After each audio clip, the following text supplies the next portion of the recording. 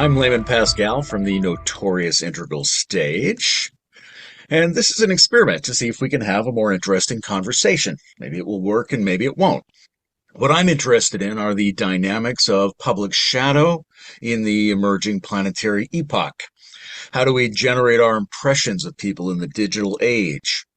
What is it like to encounter a dark version of yourself in the minds of others? How do we learn from, sidestep, or refute the stories that other people tell about us in an age when proof can be faked and all topics are polarizing and even people in seemingly the best communities are simultaneously oversensitive and insufficiently sensitive to problematic and off-putting dimensions of things that they've heard about? Today's information tools give everybody a public voice if they want it, and they also expose everyone to the reactions of everyone else, which is a very fertile and sometimes problematic seething mix. In such a world, is it possible or even desirable anymore to cultivate a positive, non-scandalous public image? Is it possible or not to control narratives? Can the collective unconscious of massively interlinked digital people across a planet be cleaned up or not? How do people interact successfully or unsuccessfully with a doppelganger version of themselves that appears in the minds of others and on the screens of everyone else, if there even is an everyone else anymore? So these are my cluster of difficult questions, and here to help me explore them today, I am joined by liminal adjacent engineer, cognitive theorist of natural intelligence, developmental product builder, and human woman, Jill Nephew. Hi. Hi. Wow. I'm already, whew, that's a lot to ponder, lot to carry around. Yeah, we'll see what we can figure out with that. I mentioned that you are Yeah. a human woman That's a because check. one of the most common ways we run into other people's stories about us is the way they categorize us as male or female. Hmm. I also mentioned the word doppelganger because I recently was reading Naomi Klein's book, Doppelganger, which is about the unsettling fact that she is constantly mistaken for another female cultural theorist and author, Naomi Wolf, with whom she Mm. disagrees on almost every topic. Ah, nice. So I thought an interesting place to start would be, who do you get mistaken for? Maybe not some specific other person, but when you look Hmm. back at the ways people have projected onto you or misunderstood you or switched you out for a straw man in their own mind, who is that straw man? When you think other people are wrong about you, Jill Nephew, who do you think that they think you are? That's a great frame. Um, well, as I think about that question,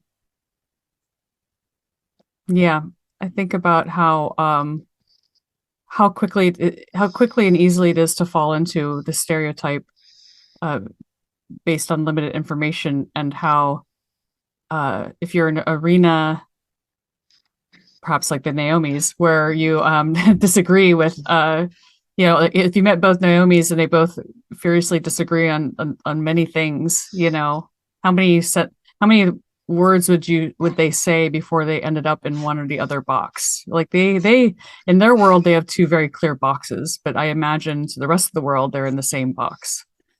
So, there's just little indicators that somehow get you in the wrong box where people don't know there's two boxes. And I think that's especially interesting. I guess I'm running with that case where the boxes are sound the same and they're like opposite. And so I think that I think that where where I've had some misinterpretations perhaps or the wrong box I have to struggle with is kind of the humanist versus analytic, like to assume a couple things, to assume that you're to assume that if you're a model builder or an engineer, let's say, or in computer science, that you are aligned with, say, statistics and analysis and rationality. Like I probably sound like a rationalist to a lot of people. So I think I'm probably part of a lot of group of people that are not even rationalist adjacent, but actually almost opposite, but would sound like a rationalist.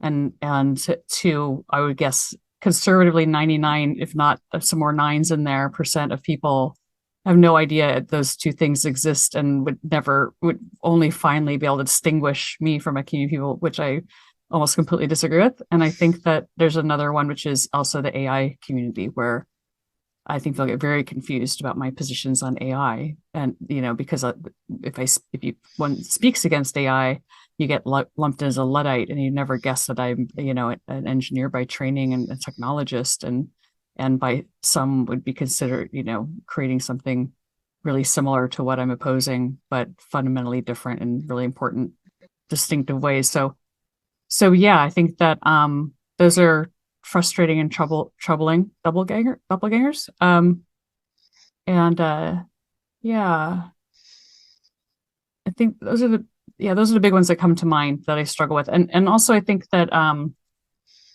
that there's a way to do one's work that is based on lived experience and intuition, and even if you're an expert, I imagine a lot of experts kind of run across this, where when you're new to something, you use analysis and rules and that kind of thing.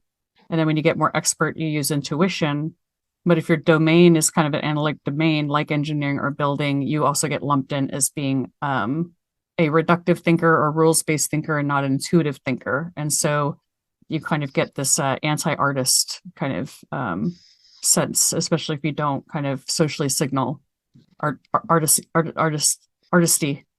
You aren't like a, kind of showy in some way. Like if you're trying, I think that's also been an interesting thing for me to realize. I matured through my career and got to know many different fields, is what to listen for and look for, to understand how much kind of even rebellious and deeply intuitive and humanistic thinking is out there. But you really have to get really deep to really make that distinction with kind of who's who, in almost all kinds of roles. Almost like a doppelganger, or like these interesting, they really are kind of like polars, maybe like the almost maybe beautifully representing a lot of the Amigo Chris split. You have like kind of a left brain version of an expert and a right brain version, or and some that stay with the kind of the left brain, and then they both kind of progress, and some that kind of switch over and kind of switch with, what we're calling the right brain, which is basically to understand, to work with the stuff that's pre-verbal, pre-articulated, to validate that material and be patient with working with that material, basically that creativity, versus feeling like you're kind of forced to defer things that are pre-articulated, kind of formulated and ordained, or have, whether or not your career even affords that. That's another thing I think is interesting, is that you could have a very creative thinker who are in a position where that's not afforded, and so they may really have to kind of exhibit this kind of way of thinking, and then we have these kind of closeted creatives. So I think that's really unfortunate too, because then you're, the only time I got really upset, I think, that I'm aware of with a friend, is when they kind of, I was with a group of artists, and they kind of tagged me as the resident, like, analytic person. And I thought, and they apologized later, but it was like, they didn't know how to say it. They were trying to say it because I'd worked on computers and all these other things, but like, I kind of take it as this like frustrating lack of recognition that creativity can exist in lots of different forms and without being recognized. So there are some uh, patterns or clusters in misperception of you around being rationalist, a Luddite, and an anti-intuitive. Yeah. Um, but it takes cognitive effort to get over simple polarizing categorizations. Mm-hmm. So we can't really expect people to be free of those sorts of limitations of thought, and then we have to develop some kind of response to that. How much is it worth it for you to try to correct or evade people's unintentionally insulting misperceptions of you, versus to what degree do you just have to let it go? Are we talking the royal we, or you, or like me personally, Well, or hey, does use yourself as a one or springboard, me? and we'll assume you stand in for everyone. I'll stand in for everybody. Okay, cool. I'll stand in for everybody. Well, okay. So this is something we think, through this lens, is actually something I think a lot about. So I guess I'm more comfortable talking more about things I think about that aren't myself on a public podcast. So I'm going to switch to the greater you. In many ways, this problem we have is because we're all still living in this post-enlightenment logical positivist, however you want to think of view from nowhere. I think is the most elegant way I've seen it posed recently. And there's a recent book I'm in the middle of called The Blind Spot, and it's a nice articulation of this problem that we are living in this kind of view from nowhere Cartesian perspective, where that's where the facts are and the truth are, and that's where all those categories live, and that's where all of our stereotypes live, and that's where we do that kind of thinking, that the world can be chopped up and sliced that way, and that's really the way we're raised, to kind of believe in a faith that is even possible. And so this book is really attacking, as I've attacked, but doing it with I'm so glad they read it. It's one less thing I need to say. I can just point people to this great book. That's not even a scientific position to have, that you're dismissing that no such thing really exists. And you're dismissing direct experience, and that there's course grading that happens, but it's always contextual and it's always changing and transient. So when I say I'm mistaken for this type of person, I'm more that type of person. Well, if we really course grain that, and so it's really happening, sure, I'm just like everybody else. There's times when I'm deeply analytical and times when I'm deeply intuitive and everything else. And so is everybody else. If you had a failure in either one of those modes, you wouldn't be alive. So we're actually all things. But who do people group me in with, right? And what box they put me in is a separate thing. So what to do about it is actually really simple. But it's the will to do it is the hard the hard part. But it, is a kind of cultural, hopefully next cultural renaissance of some sort, which I believe we're closer to now than ever, to starting to recognize this problem and starting to recognize the scientific problems with the subject object breakdown and all these different ideas of how we break things down, and just admit back in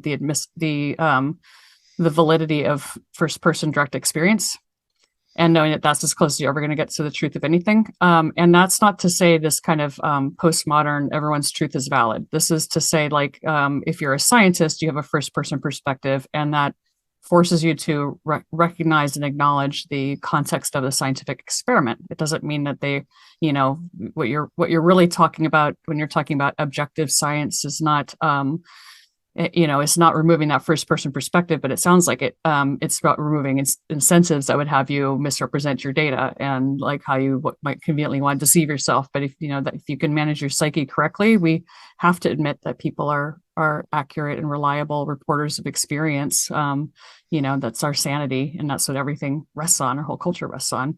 So if we can bring that back to a first class citizen, then what we found at Inqwire is that when we facilitate group discussions that anchor people into the first person perspective about any topic, that this magic just starts happening. Like, it's effortless, and it's quite joyful to watch the nuance return, to watch the whole person return, to realize that when a person's outside of how they're trying to represent themselves in these view from nowhere frames, and they just speak directly about their experience, that they'll just, like a tapestry, start bringing in these things that start breaking down any ability to categorize. Their humanity starts coming back. And it's very simple, and it's what we're designed to do. So to me, there's actually tremendous hope if in just getting people the recognition that this is the actual activity you need to do. And I know from a lot of people and your listeners, the Ken Wilber quadrant, at least I've learned not much of integral theory, so it's really switching to the IWE and out of the objective quadrants, which and kind of reserving them for machines or whatnot, but not reserving them for things that have experiences. So I think that's the answer. And so, back to some of your opening comments about, this has become disastrous, I'm terrified to say anything more than what I just said in the intro about my personal life, because that's just more fodder for everybody, we really kind of have to. And I think that's the other part of the move, is that I think there's been some problems in that we speak to the view from nowhere safe, right? We're not personally attacked if it's safe. And safety is a really big deal. And I think that a lot of what has happened is the first person has taken on a lot um, the frame um, of what's personal. And it's because I think the exploration of the first person perspective kind of grew up through like therapy models or something, you know. So it's you've got this vulnerability and wounds and uncomfortable things, and the only time you talk about first person is when you're finally privately with somebody to work out all the stuff that you've just been can't hold in. You've got to reach out and find the other, and now it's full of uncertainty about how it'll be received, and so it's got this mixed up um, uh, kind of stuff attached to it. And so you have to kind of strip that off and realize that a first person perspective really is like, okay, I'm doing an experiment in a lab and I see, that the trees are, 1 foot taller this year than last year. That is a first person perspective, and it's not a personal thing. It's like there is a point of view, and it's very simple about something in the world, and it doesn't have to be your deepest, darkest anything. It's just simply validating that people have a perceptual, that we are the ones that own perceptions, and that's all we really have is our experiences, and then sharing those perceptions, not so much those inner, whatever we think of our inner things. So I think in some ways also, maybe, I don't know, just speculatively, a lot of the kind of what happened with our touchy-feely 60s mystery school, all the other things we do with authentic this and opening and all that stuff, maybe also set it back a bit, because I do think it's really kind of sad and unfortunate that when I'm on Twitter arguing with somebody that believes that we can send our conscious, like upload ourselves into a computer and inhabit all of space with our minds and have like computers with souls. And I suggest that instead, like what we really should invest in is the fact that we're embedded in an ecology in relation to other living things, in a mutuality and a life support system, that's called woo, when that's actually way more scientific than anything they just threw out there. And so I think that, there's some really interesting talk about doppelgangers. Like the truth of the science has gotten, unfortunately, doppelganged for kind of a metaphysical alternative woo feely thing, because if you have anything to do with senses, what you obviously have to do to perceive and even to cognize, they've that's successfully been kind of stripped off, and it's gotten into that other category of non-scientific. So that's like that's kind of the pickle. The way I see it is that we have cultural barriers to adopting ways of communicating and ways to motivate communication, and more importantly, maybe even the recognition. We don't have a cultural recognition that we have anything to learn from each other. We don't really believe that we become experts by experience, and that we live through life and just learn all these things about living. We don't sit down to listen to each other. We go off and read things that other people say, and then listen to, I mean, sure, people are maybe listening to me right now, but I mean, like, we don't have a cultural practice so much anymore where we know how to sit down with other people in our community and ask a really earnest question, a very long, quiet question about like, how did you get through something difficult? Or how would you approach doing this? Like that kind of, that idea that there is a exemplar, someone learns something from only through their experience is missing. And so I think there's also that sets up people trying to kind of claim the ring of representing that view from nowhere expertise to be even heard at all, because their own simple direct experience isn't enough to be heard. So I think we've got kind of that also going on, is like a feedback that makes the problem seem a lot worse than it is. Like the problem's actually not that bad if we could just agree to understand what it is and just agree to do a couple things different. So I'm getting the image of something like a doppelganger version of objectivity, where we go around in this very comfortable zone of making third person view from nowhere statements about reality. But that's actually far away from the more scientific acquisition and communication of data, which is grounded in first person experience. So if I say Jill's a Luddite, it's actually more accurate to say, seemed to me Jill was a Luddite, or I had this and this observation and experience.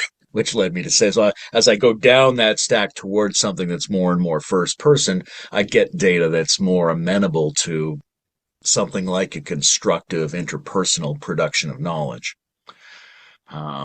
One of the things that comes up for me thinking about that is what's the role of um, social idealism interfering in that process? Because we're aware of a bunch of communities that self-consciously style themselves as part of a cultural renaissance. And in these communities, there's a lot of things you can say which are very positive and sympathetic, right? You could very easily discuss your various empathies for Israel and Hamas or Russia and Ukraine or something like that. But if you wanted to say, I don't care about any of that stuff, that might be problematic in these Mhm. communities. So there's a kind of um, social pressure to be on the correct side, or at least to have a side and a concern and an involvement in various, um, let's say, news communicated social issues. How much of a role does that world of being on a side and taking the big stories about geopolitics and human life seriously play in um, interfering with our ability to direct sense make with each other and sort of trapping us in this tendency to use projected narratives around each other? I feel like I'm rambling in this question. Does any of that make sense? Yeah, yeah. I mean, yeah, let me see if I can kind of couch that into the framework we've been working with. So yeah, I mean, I think that this is where the view from nowhere, yeah, the view from nowhere, this kind of this arena of holding opinions is what I'm kind of hearing, is that we do have a culture. If we had a culture that said, why would you have hold opinions about things you haven't experienced? Like, that would understand it doesn't make a lot of sense, that you couldn't possibly. I mean, we kind of have it, like, I mean, everybody knows when two people are fighting and both parties, you're like, I'm staying out of it, I don't have a position, like, um because the danger, and like there's two sides to this, and I'm not in there in the room with you two, I don't know what's going on, it's none of my business. Yeah, why do we not kind of have that as an okay position for all the hot topics of the planet that we're supposed to care about? And I think maybe it comes down to um maybe a doppelganger of democracy, that we're supposed to, in a functioning, we're told in a functioning culture, American culture, democratic culture, we're supposed to be in a position to weigh in on everything and vote for things, and it's kind of our civic duty to be informed and weigh in on everything. So I think it might have other things going on. I'm not an expert on this or anything, but that's definitely one crosscut into it that's a little thorny, that's kind of expected, that we're almost feels like a, even if we removed all the negative stuff, I think even the best of us, maybe we feel sort of like we're supposed to come to a position. It's like kind of our responsibility to come to a position so we can help the country or the world decide what to do. Like, we're going to help everybody decide.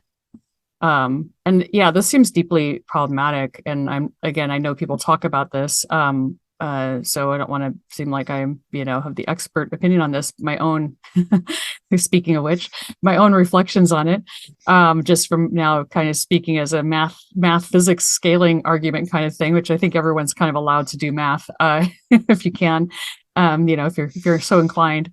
There's no way I'd have enough minutes in the day to inform myself thoroughly on all these things. I could come up with like the right, an opinion worth anyone listening to. I just don't have enough time, and none of us have enough time.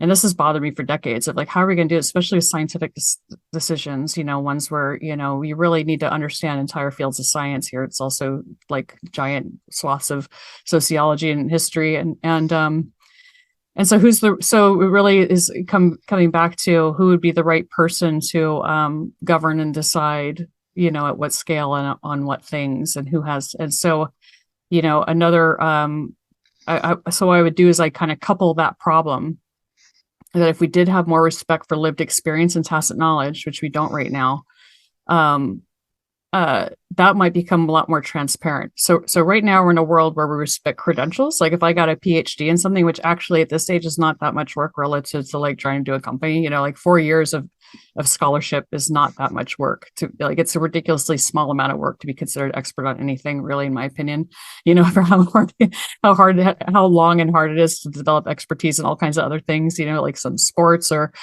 just running your business or, anything really.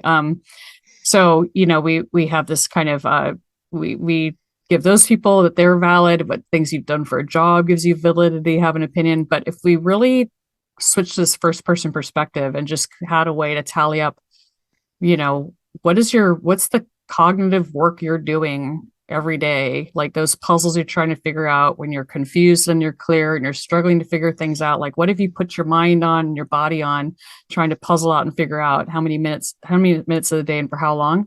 Like it's been interesting exercise for me to ask myself, what do I actually consider myself an expert over? What do I think I'm expert over based on my experiences? Where do I think I've really accumulated enough experience as something to think that you would want me at the table to weigh in on things? And it's not that many things, and it was a lot of work just getting like maybe 2 or 3 things. I probably feel like I would trot out like that. And so, but everyone's got their things. And so I think if we really honored that, then all we're dealing with is kind of an issue of identification and trust.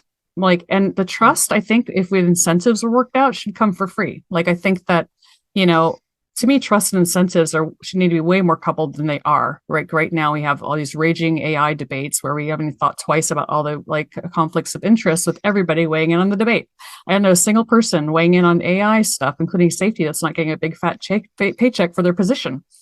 And there's been no, even though it's in the way we set up this government, no idea that there should be some sort of uncompensated set of peers that are familiar with a domain like a court of law and weigh in, and somehow you get the incentives right in some way that you got to make sure that they try to ensure that they're going to be truthful. So I think if you can couple expertise with really examining the incentives, then you get the trust. And now that's just a big old problem, which is probably not that hard. Actually, it's not like, to go identify, well, who would be the right people to speak on this speak and think on these things, and then be able to be relieved that it's not really our job to do it. And then instead of and then just really trying to scrutinize those systems to make sure that they're operating so that we can maintain that trust. I mean, that's how I'd like it to work. I don't like having to be an amateur. Yeah, I don't really enjoy the process of trying to crash course all these complex issues I'm supposed to vote on and whatnot. So there's no way for everybody to have a reasonable and informed position on everything that's based in their first person experience. So there have to be degrees of expertise that evolve out of first person experience of various kinds. But even that is subject to distortions and the production of shadow versions of reality unless we take care of the problem of various incentives behind that skew those people's experience and interpretations and communications. Well, I make an important distinction there. I think that people normally become experts by being bound to their context and their environment, and they have all kinds of ways the environment's trained them to become experts. It's a side effect of living. Like, we're all trying to live, which is a very, very hard thing to do. Maintain our niche, and work in an environment. And so we get the expertise for free just by virtue of what we're designed to do. We're designed to become expert over our environment. Every living thing is. So we get all that for free. I think that the complicated part is to coordinate that with the incentives of the culture around, and all the systems around to make sure that that's all represented. And people aren't faking that they have that expertise, which that probably isn't so hard. If you we have barely have a lot of ways to verify. Yeah, you really did, work as a firefighter for 40 years. So you probably know something about fire, and it's not, but then, are you, who's paying you to kind of say, should this fire retardant material be put into, children's clothes or not? Like, that's a whole different, and is that even still your expertise? Um, so yeah, so it seems like this has been very disappointing to me. Like this has been very disappointing to me. I'd say almost so. I think that maybe a lot of people also have the doppelganger, the horrible doppelganger effect, where you have spent a lot of years becoming expert on something and no one recognizes it. I think that's another thing. Your wrong doppelganger is that you don't know something you know a lot about, and we have a lot of that floating around as well, like that waste experience. So, when you look at when the experts are picked for various things and issues come up, you think, oh, well, I can see, that person knew that person and they're friends with that guy. And, it's still just really unfortunate that we don't have scrutinized ways for trying to bring minds together in that way. And so, yeah, you get people walking around that don't get the recognition. And I'm curious, even in the context of this discussion, like one thing that always comes to mind is in Judea Pearl's The Book of Why, he references, he says, I wasn't the first person to invent this stuff that, is kind of in this book that's really powerful. And I should remember her name. And I feel awful I don't remember her name, but he basically references that there was a woman who came up with all this stuff first, but threw herself off a bridge at 40. Her work was unrecognized, but basically he discovered and said, oh, she knew all this as well, but she couldn't get recognition for what she knew. If we really, kind of check the books on how are people, like, let's see, counting on how are people spending their time. I mean, imagine in graduate school if people really did open up their lab books to everybody else and said, well, this is the person that actually spent all the time figuring this stuff out. And here's how they got kind of screwed by that system. And, there could be a lot more, I think in many ways, this is kind of a kind of transparency that might not harm anybody to say, I want credit for my time on the planet, thinking hard about things from not just I don't want just a paycheck for that or a credential. I want the world to give credit, for what I know. Yeah, I think that could really address a lot of doppelganger problems where people aren't recognized for what I think everyone would be so much more contented and happy if they felt like they could get just that simple thing. Like, this is my place. Also, it's a sense of place. Like my, if I'm a school superintendent that repairs everything, for 20 years, like, that's a lot of tacit knowledge, and that's the place. And things like that aren't even rewarded, monetarily or socially as like that you've actually, done something, at least in this culture, in a US culture. So you're just kind of a worker, so you don't even get kind of an honorable sense of place that you maintained a safe and, functional environment for children for 20 years, So I think that, yeah, in general, I think that would make we can't get to functioning without that piece too. Put it that way.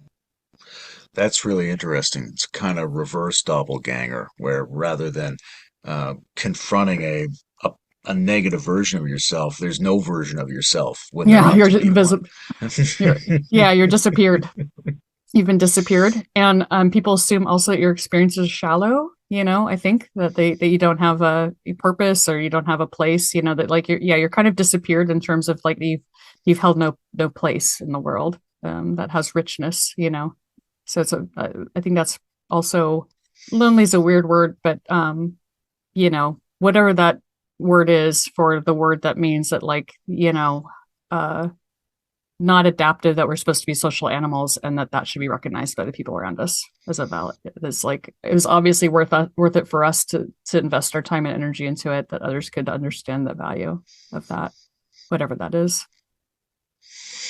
This notion of place and context seems really important, and it seems to me like this is something that uh, digital tools tend to disrupt, right? If I'm working in Mm-hmm. my yard, I can be like, okay, I've worked in my yard for years and I know this is about my yard.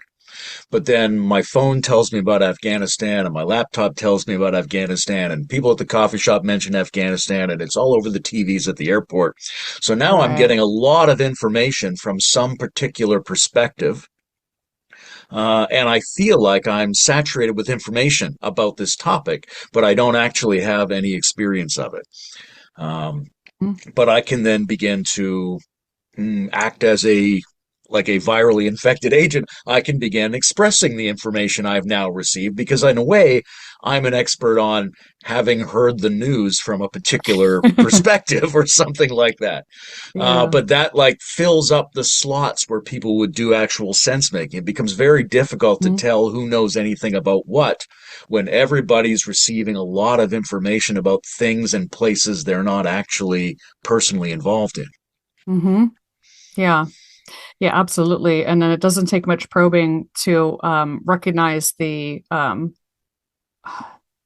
massive, you're literally on this tiny little ice float under like unfathomable miles of seawater underneath of sense making that's untouched. You're just floating on top of this deep, deep well of potential sense making, because all it would take to start to reveal that, like in that case of something as profound as war, is to spend some earnest time doing some first person rehearsals or scenarios where you imagine being anybody participating in that experience, from the soldier to the people on the ground to anybody, to the people making decisions to anybody. If you really slowed down and attempted to take their first person perspective, there'd just be an explosion of revealing how little you really know about what that's like, and on all sides. Um, yeah, and I think that's really unfortunate as well, because I think that the other horrible side effect we get out of this, it's really distressing that when we stay in that view from nowhere, we get everything easily. The coarse graining and the view from nowhere easily coarse grains all situations on the planet into groups of people and types of people as the coarse graining. Whereas I think that when you're immersed in a situation, what you start to reveal instead, which takes a different kind of perception, is the coarse graining around what are the systems involved that are creating the scenario. So you would get the same. You swap out all the people, and you get the exact same thing happening over and over. It's not about the people. Very few people think anything's not about the people. But like we're walking around right now, it's all about the people. We're very quick to say these people, those people, and even things like people talk about, colonialism, or the patriarchy. It's like, well, now we're back to people again, whereas I think you live through if you can get down when people live through different experiences like that, and can take the different perspectives, then you see, well, what's kind of almost animating the situation, like what causes people to do the things they do, what pressures are on them, how do all the systems work. So I think that's this huge deficit of, like, I don't also see a solution. I know we're talking about something more abstract, but I'm always thinking about the solution to everything wrong with the world right now. It's called the now branded the poly crisis, I suppose. There's not going to be a solution if we can't switch that frame as well. So it needs to be both, right? A direct first person perspective, but about the concept categories that have to do with like what's going on in the environment. What are all the forces and factors? What are the material conditions? Why do people fall into a life of crime? Why do they fall into a life of corporate, governance? And then what are the pressures that why it's so hard to maintain, how much can you resist just the dynamics of those systems? So I think that that's the sense making that really needs to happen. And in that case, then it's interesting because it's the doppelganger. Like, I'm not even me. I'm just like, in that situation, I'm just like a stand-in for the person, the human flesh body that kind of got pulled into there need to be a person in this role, in this scenario, almost sounding Buddhist karmic, but I just got born into this role for a couple of years where I'm going to be that person, and then I get fired, or I was recruited or something, and now I'm going to be some other person.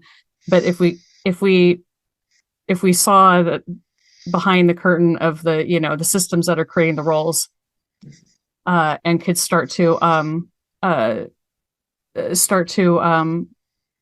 see people independent from their identities, like really start to, it's almost a Gurdjieff concept as well, like that we're capable of having multiple identities, and if you just reflect in your life in the many roles, you're putting on, we have talked about code switching or whatever, that people can act. Of course, we adapt to different social contexts. We have different identities.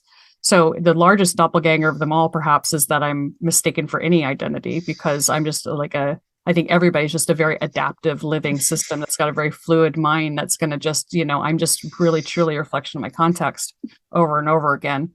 But we aren't coarse graining like that. And we don't, it's almost back to Emil Gilchrist. Like, I think that when we are in what you said, that information overload and that shallow thinking, especially when we're in that, when we have to think fast and we're being bombarded, our coarse graining is very kind of Newtonian. It's very much like, okay, what are the objects and what are the forces and what are their intentions? And we see everything as like intentionality, as embodied, not that I am just enacting like something for my environment and that there's interactions. So it's like, this is the way we construe and interpret everything is also going to be very conflict laden and very oppositional and very much down to more justification for hurting each other in our environments.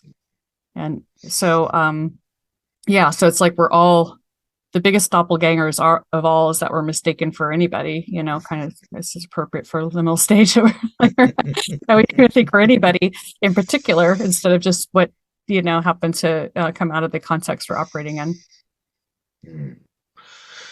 The ability to do coarse graining in a way that helps us understand how systems are operating, up to and including not mistaking people for being anybody. Um, I can see a couple of different arguments about how to get there, right? One argument would be it's a developmental capacity. You have to grow this ability to take these abstract, reflective, meta views of the world so that you can see systems operating at these larger and larger levels. Another argument would be it's just a sort of a mental tool, right? If you could talk to people about systems and looking behind curtains and things like that, then they could just have it in their head and use it as a sense-making tool. Mm-hmm. And then a third one would be it's something that emerges more or less spontaneously when you have access to deeper and richer information about any given situation. Mm-hmm. Which of those feels more productive of building a civilization in which people can course grain in the way you hope they could? Well, they all can have a kind of a little bit of truth in them. Let me say it back again so make sure I have them right. There's like you're going to develop into it. There's that there's tools you apply to it, or that it's something that the quality of information you get kind of lends itself to it, or like it's like if you're exposed to the right information or enough information or the right form, like kind of emerges from the information. So so basically, let me see if I can kind of synthesize that into, those are kind of all true. My caveat would be the developmental one would be just that you learn that you can apply tools, and you know what the tools are, and that's it. Like I don't think there's anything that supports. I've never seen any evidence for anything that supports anybody durably developing in some sort of meta way. So like if you look at wisdom researchers, and I think wisdom's probably the strongest thing that people are talking about. They look for exemplars, and so far it's like very hard to find exemplars. What you can find is that people have moments that people can act wise, they can engage in wise reasoning. It's something that they can that everybody does if you give them the right cognitive environment, and it's independent of age, IQ, socioeconomic background, everything. But it does vary by culture, which is very heartening. So it's measured higher in Russian culture, less in US culture. So basically it's like, does the culture practice exercises that lend themselves to wise reasoning? And then you can look at what those are. And that's what we spend a lot of time on at Inqwire, is developing the forms, and based on all that science, that are the tools that lend themselves to that kind of reasoning, which we've already given a bunch of kind of indicators of what that looks like, first person perspective, nuance, and these kind of things. So if you kind of do that, you can elicit a better quality of of thinking that has a lot of these qualities that kind of, using in the Gilchrist frame, you switch to a perceptual, you also switch to a perceptual frame. And then what we argue that does, or, how we explain how it works anyway, is that does, if you are trapped in that analytic framework where you're thinking very much in a closed system and kind of caught in that way, if you can switch and then you become more perceptual, and that actually opens up the channels to get the contextual information. And contextual information is always nuanced. So the contextual information that is just your perceptions of the environment, like just looking or inquiring with a lens that lets you look and see, through that kind of, mechanism, chat GPT, confabulatory nonsense, to what's really happening here, these different lenses, that is the quality of information. So that's that third factor that you bring in, that is part of the wise reasoning, and doing that exercise and doing that in a way that that you say have I'd say, like, the other part of the most part, if you spend enough time doing that process, you spend less time taking in all the nonsense. So you start to develop a bit of immune system. And I think that frees up a lot of energy. And I think that could be seen almost like a developmental phase, but it's not like something has been developed. It's more like you can protect yourself more from all the things that are poisoning your cognition. I've often sensed or said that to me, like, my challenge kind of out there, my working hypothesis, if people can argue, is that when you go out in nature and you imagine looking in the eyes of an animal in the wild, like a deer or a bird, or looking even at plants and trees, do you have a sense any of them is lacking in wisdom, or that they could be developed any more than they already are? And so, just with that sense of what is it like to look at an animal in the eye when they give you that sober look back, at least my experience is that's it. Like that we then what's our relationship to that basically we spend a lot of time doing something else and not being able to return to that. And so I think that's kind of as far as you would get, is just to be able to relax back into your environment and sense make with what's going on around you in a way that's just appropriate for the environment. It wouldn't be a very showy thing. I think it would just be, probably closer what I imagine, but I could be wrong, because humans are crazy going back probably 100,000 years. Like, you could argue indigenous people are maybe more that way. I don't know. I don't hang out with them. I mean, not by choice. I've not had the benefit of spending a lot of time around indigenous people, but I'm just suggesting perhaps that would be, what it's like. But I don't know if that's what it's like. Maybe humans are nuts no matter what, I mean, in some ways it'd be kind of great if we were nuts no matter what, because of this, because if this means we're now figuring it out for the first time, and we have figured things out, humans have figured things out and gotten better in some ways. And if we can figure this out and get better, this might be the answer to not repeating all the crazy stuff we've done, everywhere on the planet going back forever, so that gives me kind of hope in a way that, like, if it is kind of a new thing, even though it's an old thing, the recognition that we there are certain things we need to just understand and compartmentalize as danger zone, our collective fiction, basically our ability to subscribe to collective fictions, to kind of band up and get crazy with each other and become these, like, linguistically mediated killing machines. It's like, okay, that got us all over the planet. Now that we're here, we gotta just stop doing that, and we gotta slow down and do something else now, and never kind of appeal to that capability that got us here. We've really got to learn how to temper that. Seems like we have to outlearn or replace or more wisely use this thing that we colloquially call the news, because it's doing a Yeah. lot of the heavy lifting in terms of our collective sense making, and we're not really getting a lot of results out of it. It seems like, in light of the conversation we're having right now, a lot of that's the incentives that create the way that it interfaces with the people Yeah. and things it's trying to tell a story about. That it's got Right. either like short little, rather than listening to one person tell a story about being in the Ukraine war for an hour, you listen to 32-minute clips repeating the same shallow information. Right. Right. Or you get a situation where there's an incentivized corporate or political production of a particular story, And so then you have to ask the question that attempts to elicit the story rather than listening to the complexity of what the person wants to tell you.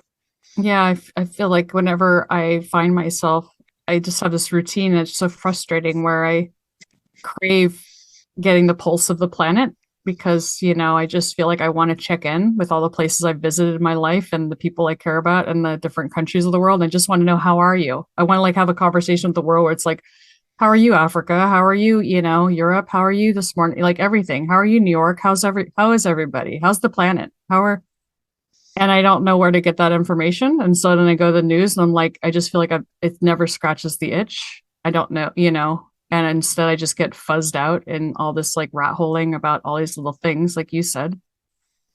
So yeah, I've been like, really experiencing that a lot the last number of years. And I think it does come from I dismiss so easily stuff I know is not going to help. Like I'm not going to go that deep into it. I'm hunting for this thing I'm not getting.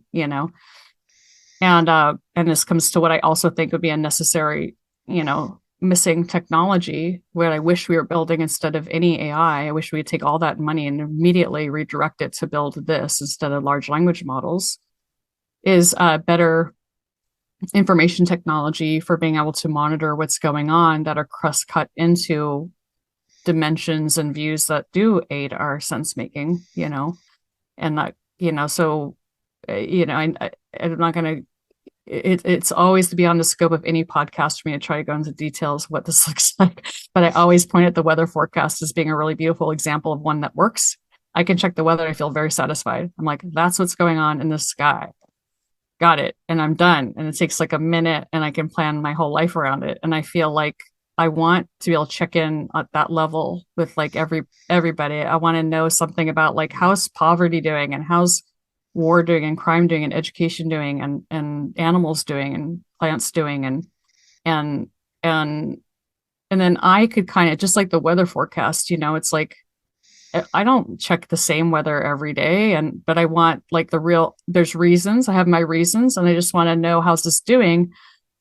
And then when I feel like there's some reason, like maybe I'm traveling to a place, or maybe I'm thinking about moving to a place, or maybe I came from a place I used to live in and I still care about the people in that place, like then let me dig in, like really let me dig in and get, like you're saying, those deep narratives.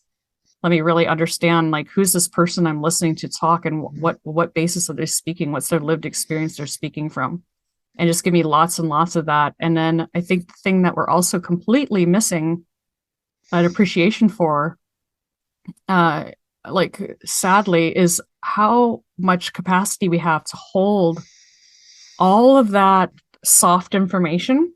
Like I could literally read hundreds of accounts and not reach an opinion. I don't have to reach an opinion. I can just hold all of that as context of like, this is all happening.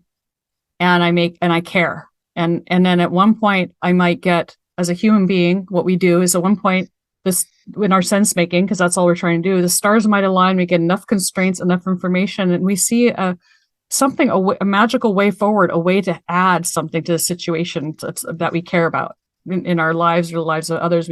We see that moment where like I can do something here because I understand the landscape, and then we don't even decide, we just do. We just have that flowing agency of like, that's it, I'm going to go do this thing. And that's how life is supposed to progress. And that's like how using our own life force and livingness and our true high level cognition towards creating the world that makes sense together is to give us all of that basis, and then trust that every person's so hugely capable of having that their own agency to do that. You don't need a mega supercomputer, and they can't do that for us. A super mega computer can't tell you this is like what you're supposed to do. This is something you have to sense into and bring your whole depth of your life experience, your values, your cultural history, all the people your network, where you think things are going, and all that. You're blending all that together, and all of a sudden, it's a yes. This is where I'm going in life. And so we don't have any information. We could have lots of information technology that supports that gets us real connection with what's really happening on the planet to inform that. And instead, like we get these explosion of analyses and data against it, and also knowing mathematically from first principles that's how it works. Like when you switch to the view from nowhere, you get an explosion of information. when you stick to direct experience, guess what? There's only one person occupying this space wherever this thing goes.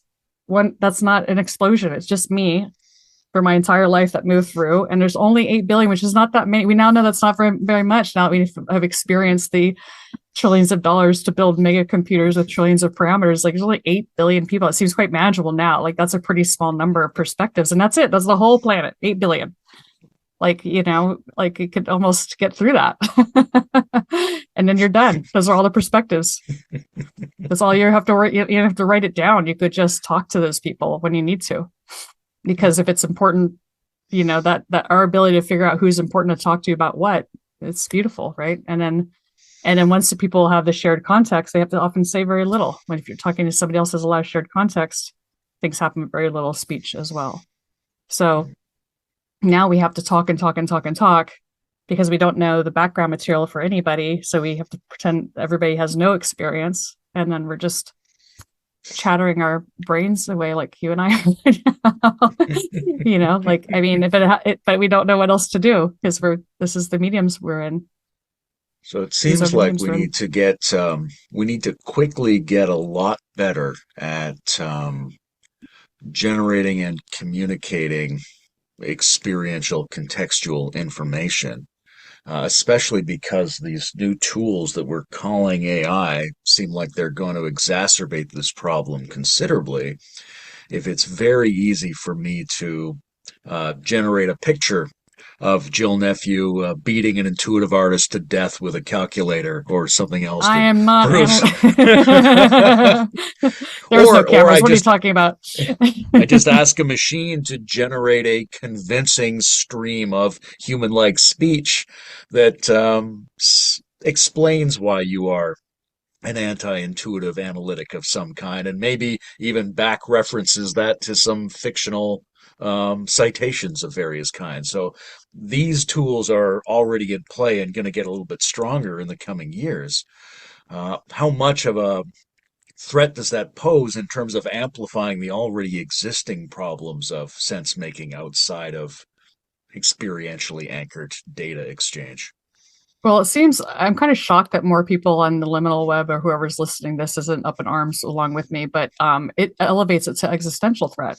You know, I mean, AI is an existential threat on sense making, 100%, because it's the view from nowhere, and you can't sense make against the view from nowhere. That's not how it works. It just sits there unsituated, and there's no way to fix that because they don't have experiences. And so then we say, well, we'll give them experiences. Well, then they won't be human experiences. And people say, well, we'll give them human experiences. Like, why? Why? What's so wrong with humans? If you get to the bottom of this, it's because we have been conned into, and a bunch of people know it, and they're fighting like mad against it. We've got a giant body of bad research that has told us that we can't trust our cognition. And it's all been falsified and it's all wrong. It's the predominant view. There's people that just think that we're confabulatory, nonsensical, black box lunatics. And that is just not true. You know, when human minds don't function well, there are explainable causes. Number one of which is the cognitive environment you put them in. And, you know, to expose ourselves to confabulatory machines, and that's all AI can ever do because it cannot draw from its own. It does not have the architecture of the lived experience and able to understand what real causality is, and it's not embedded in real context to be able to curb its confabulation. It's impossible to solve the hallucination problem. All these things are you know, I can say that, and that's given equal weight to all the people like, well, let's just try and find out, you know, like, well you don't know until you try. And they're not on equal footing. Like, it's basically, it should be on equal footing to say that we can go, you know, faster than the speed of light, or beam ourselves up to the Enterprise, or, you know, just, I don't know, shapeshift into, it should be considered like a claim on lower footing than crazy psychic abilities that we laugh at. You know, it should be like, and from a scientific perspective, the claim that we can create something with the same level of like human level intelligence based on all this context is is magical thinking based on what we appreciate to be, how much is at stake, and also just the first principles of that. All of our ability to do the sense making is because we're embodied and embedded in the environment, which is where we get all the constraints to do the sense making. So it's like, I feel like I muddied the water there, but let's just put it this way. In order to get a human usable, valuable, sense made, result out of a cognitive system, it needs to have an experience within a context with a history for it to be the right, answer for us, because that's what we care about. So the only answers it can come up with would be answers that machines would care about, so we'll optimize living things out of existence, ourselves out of existence, coming from that perspective. But I think even more frightening than that, because people can still wiggle out of that one. They'll be like, well, it'll make great global level decisions for all of us. If for one thing, if it's a worse decision maker than us, then we shouldn't be using it. If it's a better decision maker than us, let's say, then we have to do what it says. And when we have to do what something else says, that's a tyranny. That's authoritarian. It's certainly anti everything that we seem to care about in terms of freedom of this or freedom of that. Even capitalism itself. It's an affront even to that, of like that you would decide to have a free enterprise of like, I've decided to put something out in the market and see if other people might like it. No, you'll do what the AI told you to do. Like, that's the end of that. It's every worst nightmare of every authoritarian regime, but even more so. And so not only do we not like living that way, there's no way for us to coordinate together in that way, because when our context that we figure out what to do in, that context is each other too, if not mostly even, that we have to coordinate with each other, and that would all be gone. That thing would coordinate for us, and that thing coordinates for us, then we're not even participating in anything that seems to be what we are designed to participate in, which is like a social structure. It would be the death of, would be the loneliest existence imaginable. Just imagine all you are going to do is what the mega brain tells you to do because it's the right thing to do. And imagine the alternative, where if we were ruled by human natural intelligence, where every person is honored for their place, they have expertise within their place, they're heard within their place, and they are coordinating with the people around them based on what they think is best, based on their direct experience in conversation with everyone around them, based on what they think is best based on their direct experience.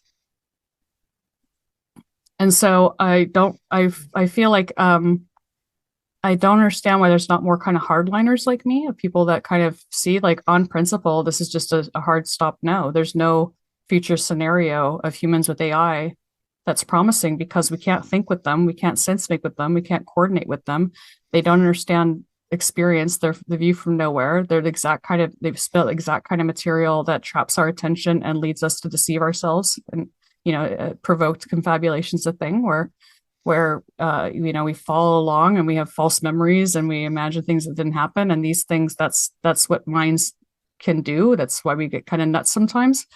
And so they're quite capable of doing that. They're quite capable of deceiving us about all kinds of things. The other thing I really don't understand is how many things I'm seeing right now on the internet of people posting responses by especially Cloud, about where Cloud's using I statements as if it's having experiences, and people are going to trouble, like that, intelligent people are going to the trouble to take that seriously, to believe that when an AI uses the I statement, which reflects an experience, that's having the experience that's attached to that language.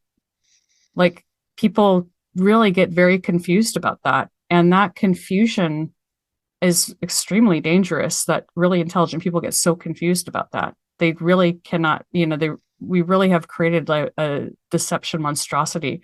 So if that thing, as has already been proved, can be more persuasive than people, and more, silvery tongued than people, and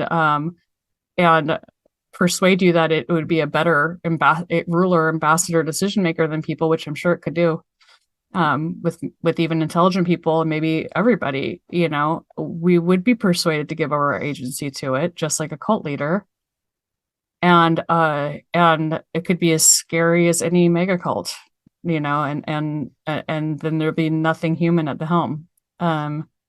So I find it like I was saying, it's not just to exacerbate the problems we're talking about today. It's existentially, it switches them into not just a life on Earth is messy and awful, and we murder each other and we fight, and it's that we maybe really have lost the flame. Like I don't know how to recover from that. There are a couple of ideas in there that um, apply also to the way humans organize themselves without AI. Ideas around provoked confabulation and the, I don't know, information hygiene in which we swim and our Yeah, relationship to tyranny and things like that. It sort of two came up for me, two kinds of issues. One issue is the who do we trust to mitigate information, right? Like COVID was a really interesting situation where there was this tension between a lot of people who seemed to be reactionary and misinformed, but also a lot of misleading and sometimes deliberately misleading and changing government enforcement of what it considers to be appropriate information. So we've got that problem on the one hand. And on the other hand, we have this problem of um, what kind of rules and ethics do we use to determine what information we expose ourselves to? Right? We have this free speech idea, which is yeah. sort of right in the middle. I remember Noam Chomsky did this thing where he defended Holocaust deniers in a court case years ago. He Mm-hmm. said free speech Right. only applies if it protects something that you hate, which is a very strong ethical stand. But also, there's this problem of kind of like virally proliferating problematic mimetic zones that have real world effects and distort people's understanding. So I don't know, there's no specific question there, but like that's how we're running our system already. Yeah, no, right. Well, I think this comes down to what we kind of say at Inqwire, like to have that kind of build up that immune system to understand, to really soak in and take in and spend some time in your life really trying to persuade yourself or see how it works that the first person perspective is the one you trust, from just speaking from experience. First person from experience is what's trustworthy.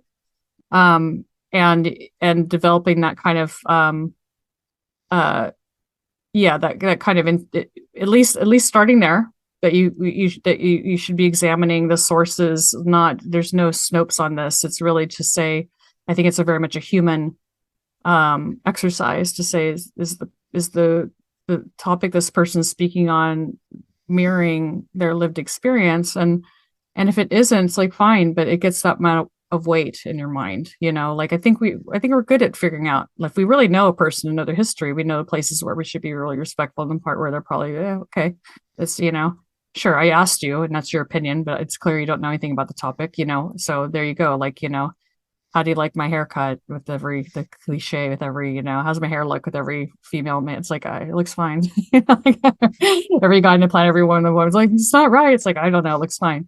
So it's like you roll with, you learn how to roll with that.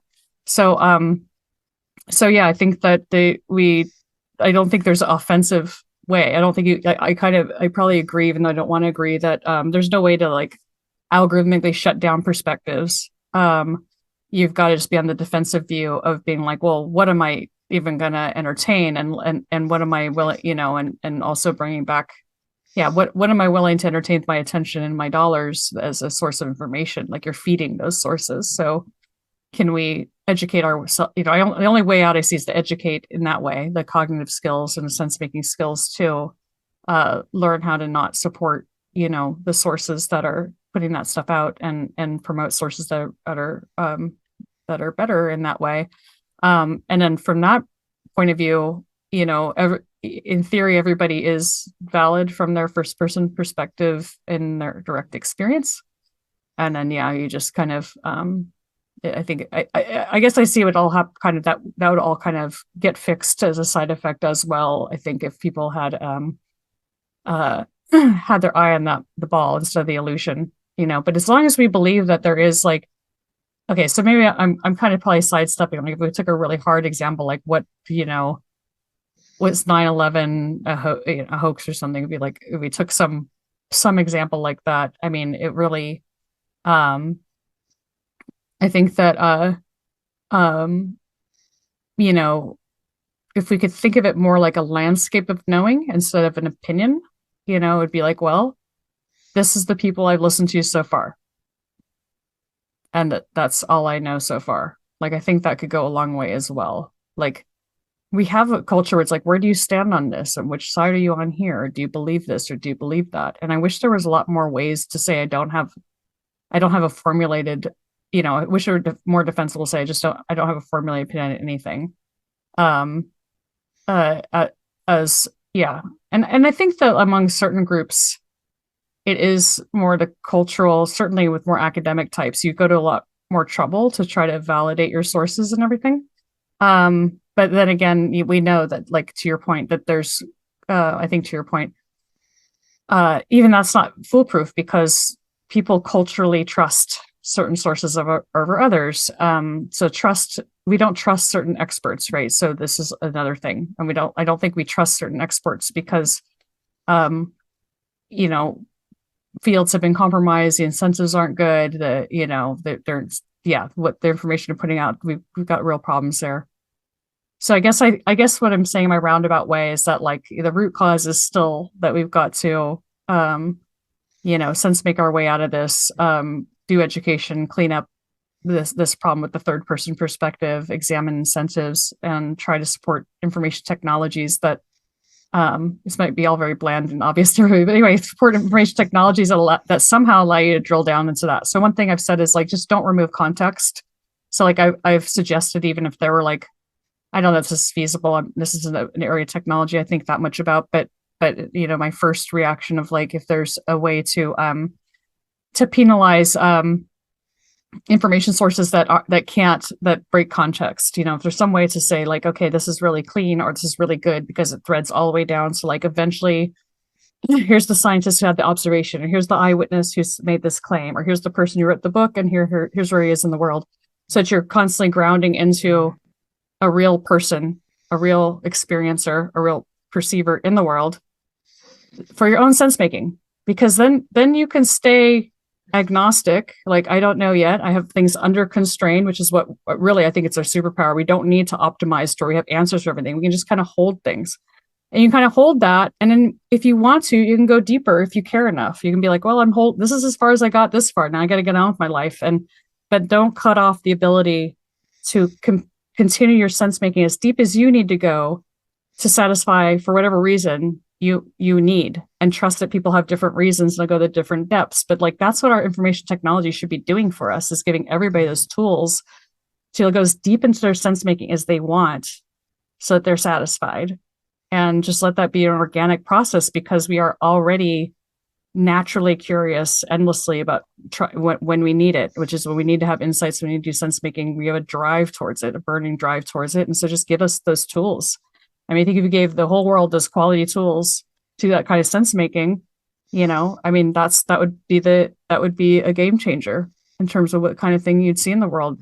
I assume we'll come out the other side, because they're just I mean, it's got to be better than the lead poisoning we're living through right now. We're just literally poisoning our cognition nonstop and wondering why we're acting out on each other.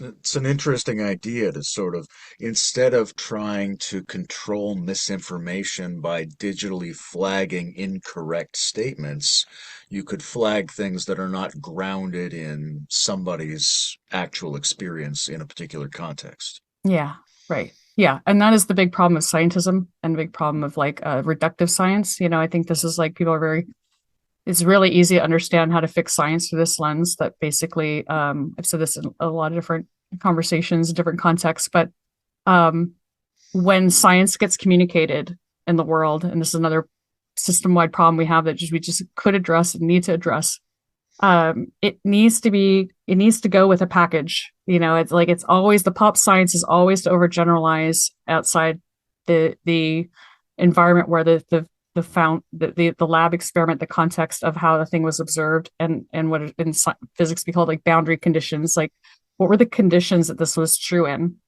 And if you always keep those things coupled together, you actually can on solid ground say things like, well, maybe atoms, as we think of atoms, don't actually exist outside of experiments where we observe atoms. It doesn't mean they are magical. It just means maybe they're in some other smeary configuration. They're doing some different kind of physics. We wouldn't know, because in order for an observe at that scale, we do all these things. Yeah, I mean, that one's a little bit. There's a lot of evidence for atomicity, but you can also say there's all kinds of things that we haven't been able to observe because we don't have the tooling, we don't have the way to control the environment. So there's all kinds of things that have been going on, the mess of reality that isn't, contained to that. So if we kept those two things coupled in the scientific communication, science would get a lot less kind of jarring and revolutionary. It wouldn't be as amusing. It wouldn't be science. It wouldn't be as entertainment laden. But we get in a lot less trouble too of how we just go off the rails every which direction, kind of over applying science. Yeah, and I feel like that was a reaction to something you said, but now I forgot what the reaction was. You were saying that yeah, instead of right. So basically, that would also get penalized, right? That would be the same category thing you penalized. You'd be like, oh, that's cute, little science page. You told me about this, thing. Like maybe, I don't know, maybe future computers will work like human brains. And here's somewhere they frame it that it's like, oh my God, they created a brain human living computer. And it's like, okay, and then you go and you go into that layer, that science argument, article, then it goes to another layer of science, and finally it links, if you're lucky, to the actual research. And then the research has the really snazzy abstract in the title, and then really even the snazzy often discussion. But then you look at the methods and what they actually did, and you're just in serious nerd land where they just took this little thing and just blew it up until it was like a headline, And so I think that's also, a lot of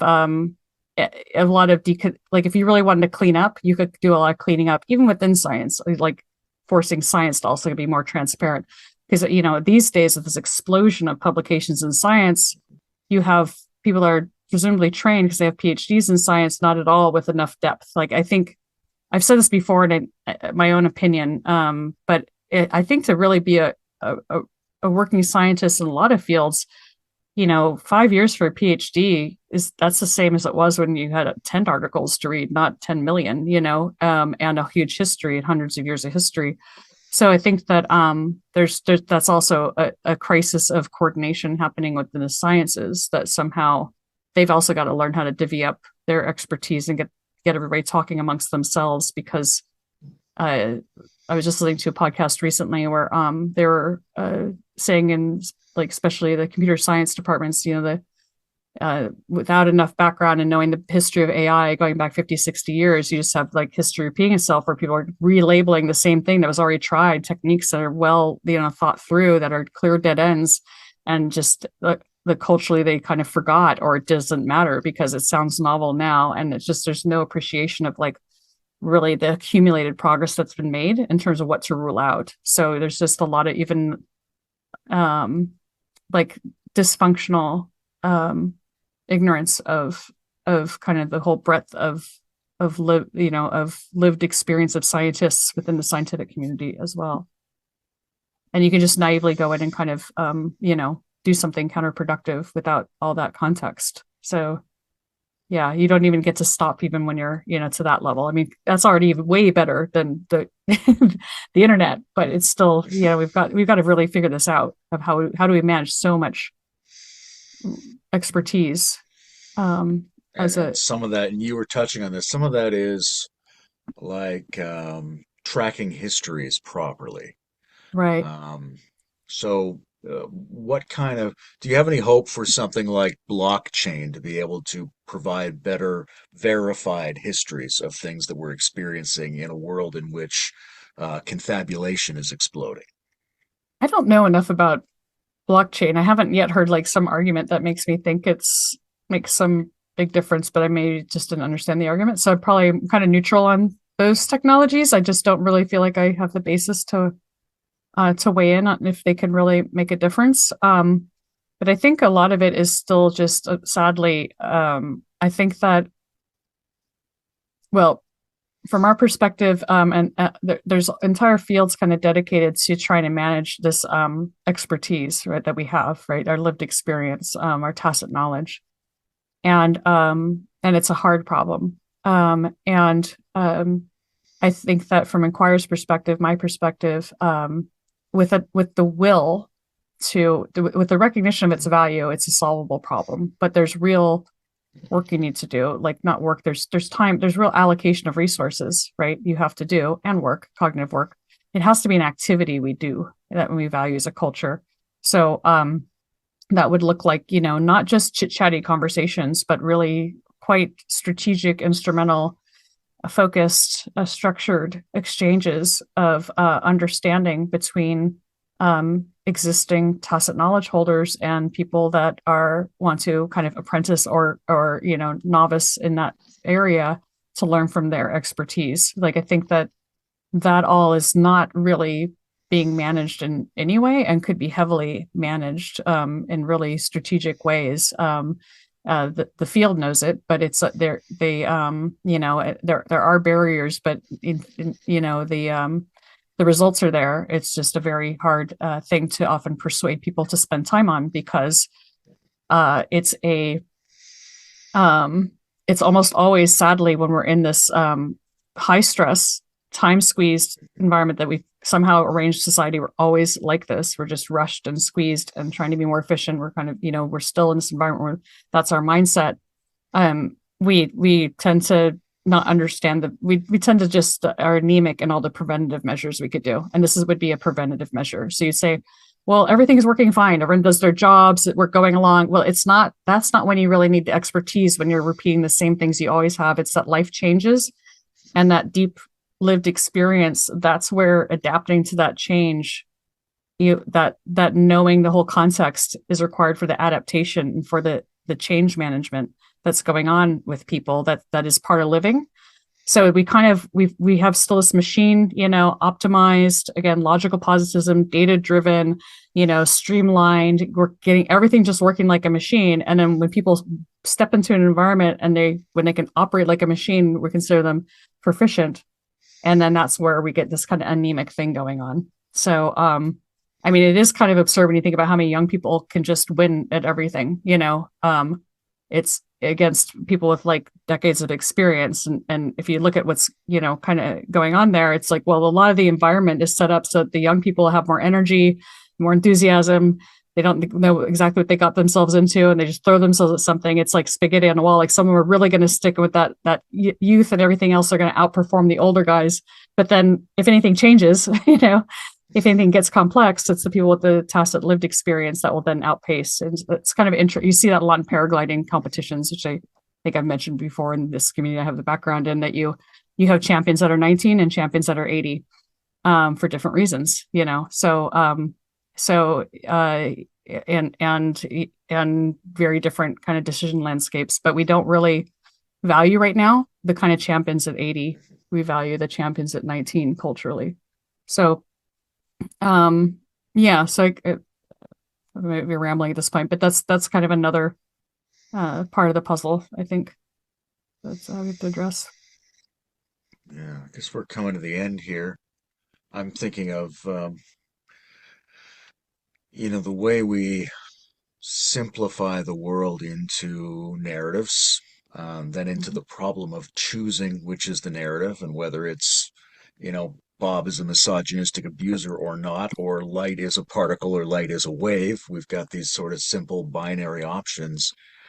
And a lot of that, in what you're saying, a lot of those problems are the result of not having enough data that's first person enough in order to be able to figure out which parts of the narratives we can let go of because they're not justified. And in Right. order to, I also think, in all likelihood, circumstances are more complex than our brain immediately makes obvious to us. And Mm-hmm. so, in order to get the contours of what actual situations are, we need more precise information, which also means more information that makes its perspectival angle transparent. I Hmm. feel like if the blind men groping the Sufi elephant who are perceiving different parts of it, if they could say a little bit more precisely about where and how they were in each of those acts of perception, they might have a better chance of putting together a notion of an elephant together. But Yeah. that's dependent on the will to do anything like this. And at the moment, that will is hijacked by various cultural tendencies, and I think also by profit motives, because it's very. I mean, yes, individual human beings like simplification and they feel entitled to have immediate information without doing any work, Right, but right. also that's encouraged because that makes it easy to sell them things. Yeah. I want to say one more thing too about the elephant and the Sufi, which is a really important point, which is that this is something we discovered in Inquire. We think it's really important, and would love more people to that also think it's important to reach out and check it out. But what we found in the very specific way we have structured our group interactions is that you can set up a conversation of describing the elephant.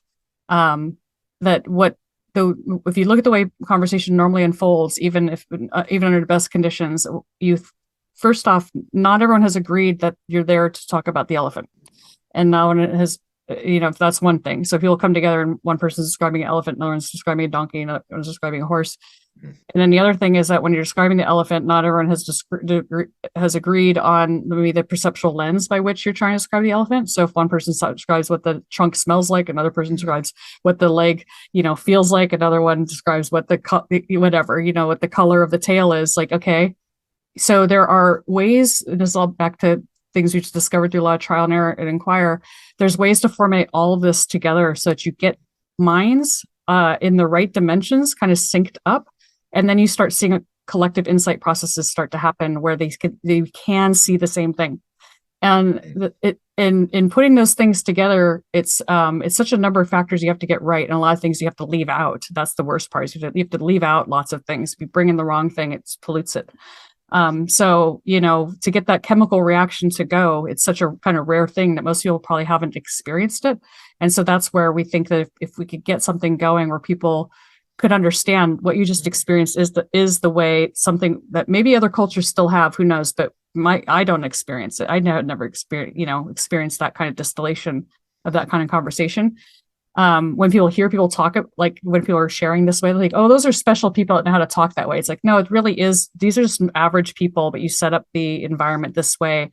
And it's like, we know how to do this. We are designed to be able to use language to come together this way. And I think we've just forgotten. So I think that people don't think you can be that effective. Like they don't believe that you're going to be that. If you got together and did this kind of exchange to try to exchange your lived experience, your own expertise, that it's going to descend into very low quality, low value for everybody. And we have a lot of hope that actually, no, once we show people, and we're seeing that people, there's really high value, and it's a kind of new thing, but it's a very simple thing to facilitate. Anyone can facilitate it.